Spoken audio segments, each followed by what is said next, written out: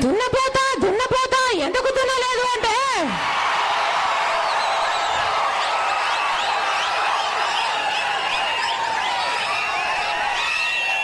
దున్నపోతా దున్నపోతా ఎందుకు దున్నలేదంటే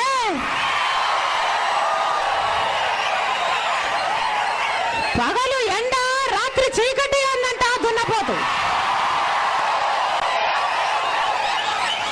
దున్నపోతు ఎప్పుడూ పనిచేయదు. చంద్రబాబు గారు ముఖ్యమంత్రిగా ఉన్నప్పుడు చేయలేదు, ముఖ్యమంత్రిగా లేనప్పుడు చేయలేదు. ఈయనంటారు 6 నెలలు నాకు అధికారం ఇచ్చి చూడండి నేను అన్ని చక్కబెడతానంటాడు. పేనుకు పెత్తనం ఇస్తే అంతా కొరిగేసిందంట. మన కర్మేమిటంటే ఓట్ల కోసము సీట్ల కోసము తెలంగాణ తావే ఇచ్చామన్న క్రెడిట్ కోసము కోట్ల మంది ప్రజలకు అన్యాయం చేయడానికి పూనుకుంది కాంగ్రెస్ పార్టీ. కోట్ల మంది ప్రజలకు అన్యాయం జరుగుతున్నా ఓట్లు పోతాయని సీట్లు పోతాయని క్రెడిట్ తనకు రాకుండా పోతుందేమోనని నోరు విప్పటం లేదు చంద్రబాబు గారు. కాంగ్రెస్ టీడీపీ పార్టీలు కలిసి మన రాష్ట్రాన్ని నాశనం చేస్తున్నాయి. తర్వాత రాళ్ళు వీళ్లను క్షమించలేని ఘోర పాపం చేస్తున్నాయి.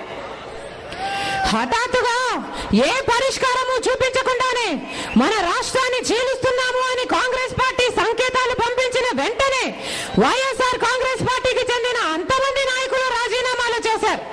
గౌరవ అధ్యక్షురాలు విజయమ్మ, అధ్యక్షుడు జగన్మోహన్ రెడ్డి గారు కూడా రాజీనామాలు చేశారు. తమ వంతు పోరాటంగా నిరాహార దీక్షలు కూడా చేశారు.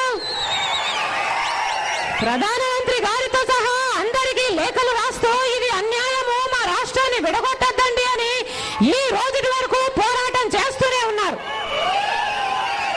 కానీ ఎంతమంది టీడీపీ కాంగ్రెస్ నాయకులు తమ పదవులకు త్యాగం చేసి ప్రజల తరపు నిలబడి ప్రజాక్షేత్రంలో ప్రజల తరపున గొంతెత్తారు?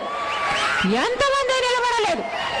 వైఎస్ఆర్ కాంగ్రెస్ పార్టీ నాయకులు రాజీనామా చేసిన రోజే వాళ్ళందరూ కూడా కాంగ్రెస్ టీడీపీకి చెందిన అంతమంది సీమాంధ్ర ఎమ్మెల్యేలు ఎంపీలు రాజీనామాలు చేస్తుంటే మన రాష్ట్రంలో జరుగుతున్న అన్యాయాన్ని దేశమంతా తిరిగి చూస్తుండేది.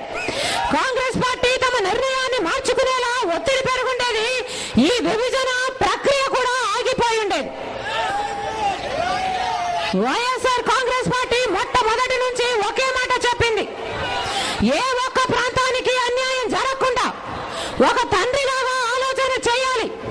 మీరు ఎలా ఆలోచన చేస్తారో, మీ ఉద్దేశం ఏమిటో అందరినీ పిలవండి, చర్చించండి అని పదే పదే చెప్పింది, పదే పదే లేఖలు రాసింది. కానీ ఇది ప్రజాస్వామ్య దేశమన్న సంగతి కూడా మర్చిపోయి వ్యవహరించింది కాంగ్రెస్ పార్టీ. అందుకే కాంగ్రెస్ పార్టీకి మళ్ళీ చెప్తున్నా, మళ్ళీ ప్రశ్నిస్తున్నా, న్యాయం చేసే ఉద్దేశం మీకు లేకపోతే ఆ బాధ్యతలు గాని అధికారాన్ని గాని మీరు ఎందుకు తీసుకున్నారు? న్యాయం చేసే సత్తా మీకు లేకపోతే విభజించే హక్కు మీకు ఎక్కడుంది? న్యాయం చేసే ఉద్దేశమే మీకు లేదని తేలిపోయింది కనుక మన రాష్ట్రాన్ని యథాతథంగానే ఉంచాలని వైఎస్ఆర్ కాంగ్రెస్ పార్టీ డిమాండ్ చేస్తోంది. న్యాయం చేయటం మీకు చేత కాదని తేలిపోయింది కనుక మన రాష్ట్రాన్ని సమైక్యంగానే ఉంచాలని వైఎస్ఆర్ కాంగ్రెస్ పార్టీ డిమాండ్ చేస్తోంది.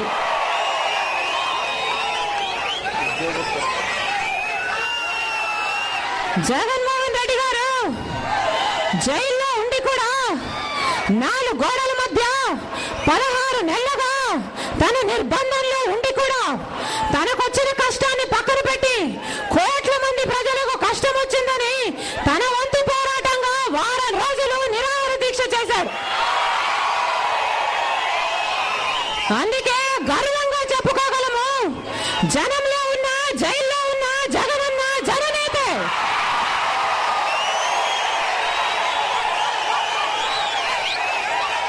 బయటే ఉన్నా ఈ కాంగ్రెస్ టీడీపీ నాయకులు దొంగలే, ద్రోహులే. కోట్ల మంది ప్రజలకు అన్యాయం జరుగుతుంటే జగనన్న చేతులు కట్టుకొని చూస్తూ ఊరుగాడు. జగనన్న నాయకత్వంలో వైఎస్ఆర్ కాంగ్రెస్ పార్టీ వెనుకడుగు వేయకుండా ఎందాకైనా ప్రజల తరపున నిలబడి పోరాటం చేస్తూనే ఉంటుందని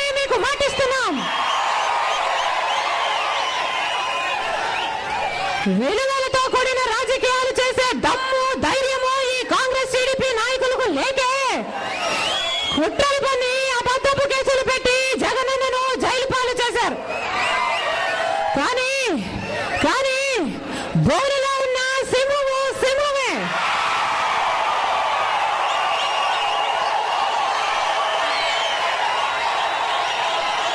ఉదయించే సూర్యుడిని ఎవ్వరు ఆపలేరు. జగనన్నను కూడా ఎవ్వరు ఆపలేరు. ఆపటంలో ఈ కాంగ్రెస్ టీడీపీ నాయకుల తరం కాదు. ఒక రోజు త్వరలోనే వస్తుంది.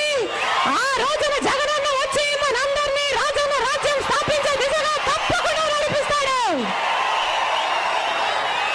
ఆ రోజు వచ్చేంత వరకు మీరందరూ జగనన్నను ఆశీర్వదించాలని, వైఎస్ఆర్ కాంగ్రెస్ పార్టీని బలపరచాలని, వైఎస్ఆర్ కాంగ్రెస్ పార్టీ నాయకులకి అండగా నిలబడాలని మా ప్రార్థన. మీ పనులు మానుకొని మా కోసం సమయం చేసుకుని వచ్చినందుకు అమ్మా మీకు అండగా మేము ఉన్నాం తల్లి, నువ్వు భయపడద్దు అని మీరు చెబుతున్నందుకు, మీ ప్రేమకు, మీ అభిమానానికి, మీ ఆప్యాయతకు, మీ అనురాగం